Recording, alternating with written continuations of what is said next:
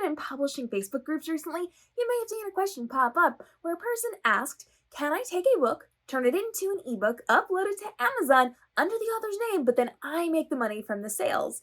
And of course, the groups had a lot of things to say. So let's check in with everyone's favorite IP and entertainment lawyer to get the legal side of this. My name is Tony Iliakostas. I'm an adjunct professor of entertainment law and IP at New York Law School, and I have an Instagram, YouTube, and TikTok account called the IP Professor that is dedicated to all things intellectual property. We recently had a question pop up in the author industry that shocked the industry a little bit. Someone asked, what happens if I take a book, turn it into an ebook, put it on Amazon under that author's name? Can I make money from that?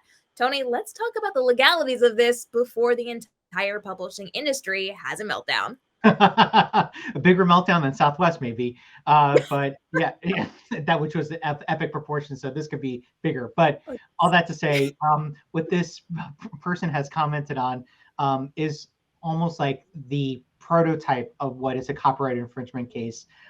It's just plain and simple. If you're ripping somebody else's copyrighted work that they've invested time and effort, maybe even money into, that you're now just taking that and repurposing it into an ebook, of course that author is not going to make any profit off of it automatically. If you're the one posting it, that's definitely going to be a prime opportunity for copyright infringement. The author, the original creator of that copyrighted work, is not going to get any royalty out of that. It just feels like it's so obvious that this is just going to lead to a massive infringement claim. So if there's ever an author that has been confronted with the situation where somebody is taking what they've rightfully created and is repurposed it into an ebook and they're not getting any payment out of it, there are several ways to take action. First thing would obviously be contacting the website that is hosting that ebook and doing your typical DMCA takedown notice. The DMCA, the Digital Millennium Copyright Act, was designed to not put the onus on the website that is hosting that infringement, but rather the individual seller that is hosting or that is actually posted or profited off of that infringement. So the DMCA takedown notice puts the host on notice that, hey, so-and-so is putting my copyrighted work on this platform. Could you please do your part and take it down? So then the DMCA takedown begins at that point. Now, the complexity of it, of course, is we're talking about the whole monetary aspect to it.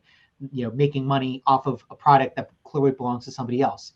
Right. Now, the other part of this phase is you find out who that seller is that is selling this unlawfully, and you do work with a lawyer to do the magic of getting a cease and desist sent, asking for back pay, getting money back from whatever profit they've made off of the sale of your book in an ebook fashion.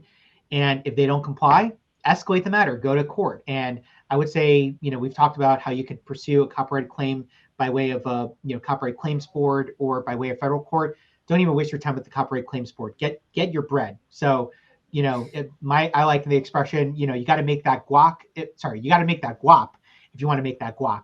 So guap, here's the money. Go get that cash so you can go make a crap ton of guacamole here, because it's just so obvious. This is not even up for debate. I think that this is just copyright infringement central for sure.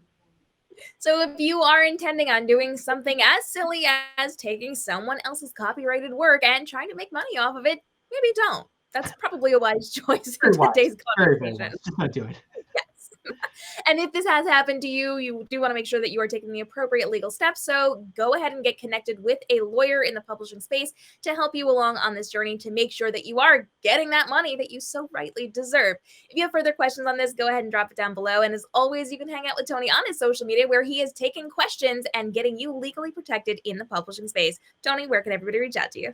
You can find me on Instagram, YouTube, and TikTok at the IP Professor. Like this can be shocking. So if you have more questions like this, or you see any crazy things happening in those publishing Facebook groups, send them our way. We want to make sure that we are helping keep you legally protected in this industry and up to date on everything going on in the publishing world so that you can make more money but spend less time doing it. So hit that subscribe and notification bell so that you do not miss out on the daily episodes helping you level up in the publishing space.